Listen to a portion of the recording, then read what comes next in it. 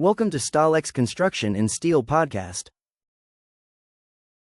Episode 1: Construction's Shifting Sands. How Tariffs and Labor are Reshaping Steel Prices.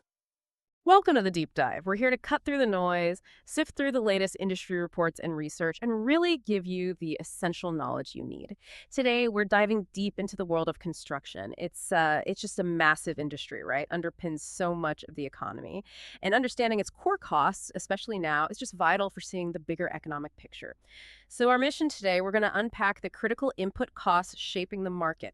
We'll put a special lens on steel, looking at both residential and non-residential construction. To do that, we've gathered insights from, several places. StaalX's weekly steel assessments, detailed analysis from Ion Housing, that's the National Association of Home Builders, and perspectives from Construction Dive, using data from the ABC and AGC.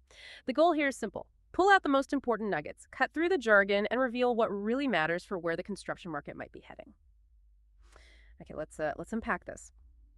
All right, jumping right in, steel pricing, we're looking at the StaalX Weekly Assessment of Construction Steel. And the big news on the structural side, Nucor, they just announced a pretty significant price increase. We're talking $35 per short ton. Yeah, per short ton, so about 2,000 pounds. Right. For their beam and piling products, that's not a small adjustment. It really signals some underlying strength, in that structural steel market. Definitely. And what's really interesting, I think, is that this hike comes even as scrap prices, a huge cost driver for the mills, have stayed remarkably stable. Mm-hmm. The Chicago Shredded Index, which is, a key benchmark for scrap, hasn't budged. No change for the 5th month straight in September. And that stability in raw materials, that's actually really crucial here. How so? Well, it means the mills have more, let's say, breathing room. They can push prices up based on market demand, their positioning, rather than just reacting to their own input costs soaring. Okay. So it's less about cost pressure and more about demand leverage. Exactly. It points to potentially a healthier profit situation for those steel producers right now. Gotcha. Okay, so broadening out a bit, what about other long products? Sounds like the picture's a bit more mixed there. Let's start with rebar. No official announcements yet, but the expectation is rebar prices are probably going up in September, too. Yeah, that's the chatter. And the main driver here seems to be supply tightening up. Mostly because imports have dropped off sharply. Right. We're seeing the impact of those doubled steel tariffs, plus a new anti-dumping filing that came out back in June. And that anti-dumping filing, just quickly, it's basically a claim that foreign companies are selling stuff here below fair value, maybe helped by subsidies back home. It can trigger really big tariffs. Right. And these things create real hurdles for trade. I mean, facing a 50% tariff. Foreign mills need to offer massive discounts just to be in the ballpark with domestic prices. And if you connect this to the bigger picture, the trade policy. Yeah. These measures are, they're designed to reshape the supply landscape. It's intentional. So even if construction demand for rebar isn't exactly booming, it's still solid. And these policies, they basically strengthen the position of domestic mills. By limiting that foreign competition. Exactly. It lets them run at healthy capacities. Yep. That's the goal of the tariffs. Makes sense. Okay, what about wire rod then? Also seeing supply shifts there. Interesting development with the Liberty Steel plant in Illinois.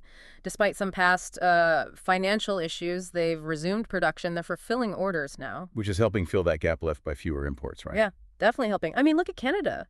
Their imports dropped from around 40,000 metric tons a month down to below 15,000 in August.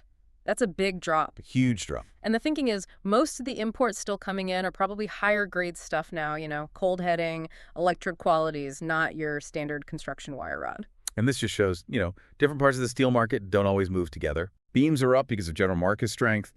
Rebar is tightening because of specific trade actions.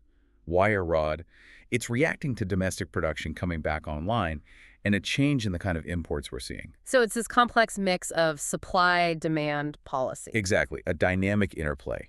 Each segment has its own unique pressures. Okay, so let's pull back from just steel for a moment. Look at the wider world of construction input costs. And this is where it gets really interesting, especially the split between residential and non-residential trends. Yeah, the data gets a bit nuanced here. Right. So the Ion Housing report says price growth for residential building materials was up for the 4th month in a row in August, hit its highest point since January 2023. Okay, sounds like straight inflation. But here's the nuance. The same report clarifies that the prices for inputs to new residential construction, and this is key, it excludes capital, labor, and imports. Those input prices actually fell 0.1% in August. Wait, fell? Yeah, fell slightly, matched the decrease in July. And this is based on the Producer Price Index, the PPI, from the Bureau of Labor Statistics. Okay, so PPI tracks what domestic producers get paid, not necessarily the final cost, including imports, like the CPI does. Exactly. So, this raises an important question. Why the apparent contradiction? Materials prices rising, but the PPI for inputs dipping. Good question. It comes down to time frame and scope. That slight monthly dip in the PPI for residential inputs, the one excluding imports, that's one thing. But the year-over-year picture is totally different. Looking August to August, the overall index for inputs to new residential construction was up 2.3%. Okay. And if you break that down, goods were up 2.6% over the year, services up 1.9%, and building materials, which are like 93% of that goods index, they were up 0.3% just in August and up 3.4% compared to a year ago. 3.4% year over year. That's significant. Yeah, it's the second month in a row it's been over 3% growth year over year. Yeah. Largest jump since January 23. And interestingly, energy input prices actually fell 7.5% year over year. So energy costs dropping actually helped keep the overall number from being even higher. Precisely.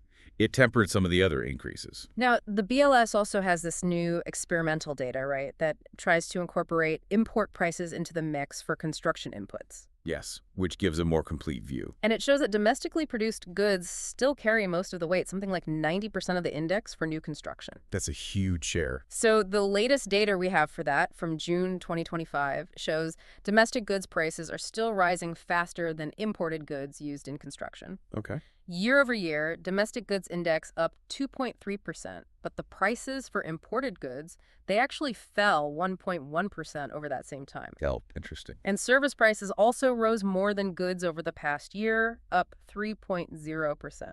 And why this distinction matters is, well, it shows that even if imports are getting a bit cheaper, the sheer volume and influence of domestic production still drives the overall input costs. So what happens domestically really sets the tone. It really does. It reinforces that pricing power often sits strongest within our own borders in this sector. Okay, let's pivot then. Non-residential construction. We're looking at data from Construction Dive here. Overall construction input prices edged up 0.2% in August. And the main reason, jumps in iron and steel costs. Echoes what we heard from StaalX earlier. Yeah, it all connects. So overall inputs are now 2.3% higher than a year ago. And specifically for non-residential construction, inputs are up 2.6% year over year. And again, worth noting that falling oil and natural gas prices helps keep those numbers from being even bigger. Right, like with residential. But what's fascinating here, or maybe alarming depending on your perspective, are those specific year-over-year jumps in non-res. Iron and steel up a hefty 9.2%. Wow, 9.2. Copper wire and cable, absolutely critical for things like the data center boom we're seeing, that surged 13.8%. 13.8%. And then you look at specialized stuff like switchgear, switchboards, industrial controls, up 10.5%. These aren't small bumps. They're significant cost pressures in really specific high-impact areas. Okay, so we've got all these numbers: steel up, copper up, specialized gear up. What does this actually mean? You know, for the contractors, the developers who are trying to build things, this is where it hits the ground. Yeah, this is the real-world impact. Jeffrey Schoaf, the AGC CEO, put pretty bluntly, he said basically, there is a limit to how many price increases the market can absorb before owners put projects on hold. And we're seeing that limit being tested right now. Definitely. There was an AGC NCCER survey. It found that about 43%, almost half of contractors, said they had at least one project canceled, postponed, or scaled back in the last 6 months, and specifically because of higher costs. 43%, that's a big number, and it links right back to those tariffs we were talking about. How so? Well, Ken Simonson, the AGC chief economist, he directly connected the huge increases in steel and aluminum tariffs to domestic producers having the room to push up their selling prices, which in turn, he said, was prompting some owners to rethink planned construction projects. Yeah. It's a pretty clear chain reaction.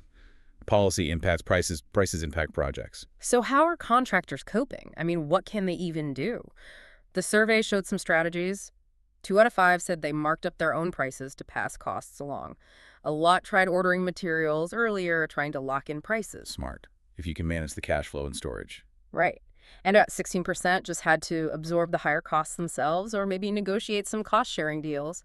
And looking ahead, almost 40% expect material prices to keep rising. So there's still a lot of pessimism or, let's say, caution about future costs. Yeah, seems like it. But, to add some perspective, Paul Giorgio from Eldridge Acre Partners, he pointed out that while these jumps are definitely a concern, they're maybe relatively mild compared to the huge double-digit increases back in 2021 and 2022. Okay, so context matters. It's bad, but maybe not as bad as it was. Sort of.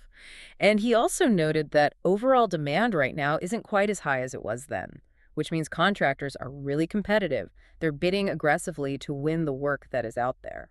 So that competition might be helping to keep overall project prices somewhat in check, even with material costs rising? It could be offsetting some of it, yeah, in the final bid price at least. Okay, so that's the contractor level stress. Yeah. But then there's the wider economic picture, which might be shifting again, the Federal Reserve. Mm-hmm. Everyone's expecting them to cut interest rates probably by 25 basis points, like this week. Yeah, the first cut, potentially. Right, and it could be the first of several by year end, which could, stimulate some economic activity, make borrowing a bit cheaper. Just like some liquidity, yeah. And plus, looking further out, the long-term outlook for construction actually seems pretty positive. You look at the Dodge Momentum Index, it's been expanding for 3 months straight now. Right, which suggests a pretty healthy pipeline of projects that are in the planning stages, projects that could break ground late 2026 or beyond. So, How do we square this? You've got contractors feeling the pinch now, worried about costs, seeing projects stall, but then you have potential rate cuts and a strong future pipeline. Yeah, that's the million-dollar question, isn't it? Yeah. It raises this issue. How do we reconcile these immediate contractor worries with a seemingly positive economic outlook down the road? Right. I mean, if the construction market does really rebound strongly, maybe boosted by rate cuts, could that actually strain domestic steel producers' capacity again? Especially with imports still somewhat constrained by policy. Good point. Demand picks up faster than supply can react. Exactly. And you still have those policy headwinds, trade issues, maybe immigration affecting labor supply. Those don't just vanish. Sure. And you have to think the importers, they're probably just sitting there kind of in a holding pattern, right? Watching closely.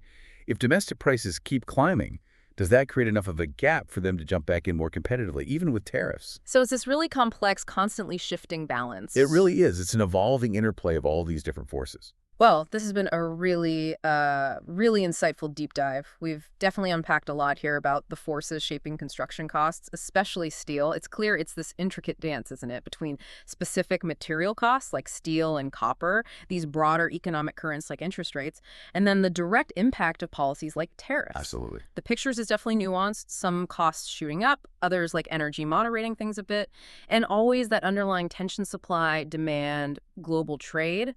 It shaping every decision. Absolutely. And understanding those individual pieces, from scrap prices staying flat while beam prices rise, to how tariffs hit rebar imports, the difference between residential and non-res inputs, domestic versus imported goods, knowing those details is just crucial right now. Yeah. It's essential for anyone trying to navigate this construction landscape. It's complex, it's dynamic. Well, thank you for joining us for this deep dive into construction input costs. And maybe here's something for you, our listener, to think about. We've got these mixed signals, right? Rising costs for specific key materials, supply chains reshaped by tariffs, the possibility of looser monetary policy coming, but also this growing pipeline of future projects. How might all these factors collide? Will they accelerate innovation in construction, new materials, new methods, or will they actually constrain it over the next, say, 18 to 24 months? Something to definitely mull over. Thank you for listening. Explore more at www.StaalX.com.